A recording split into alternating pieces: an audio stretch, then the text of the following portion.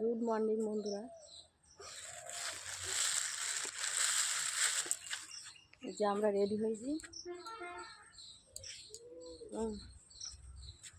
এই যে মাঠে যাচ্ছি, ডিউটিতে যাচ্ছি। এই যে সকালে উঠে 4টের সময় উঠেছি, সেই 4টের সময়তেই কাজ করছি।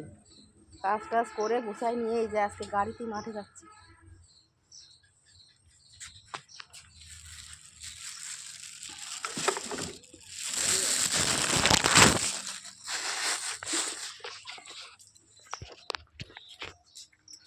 এটা ভালো থেকো সবাই।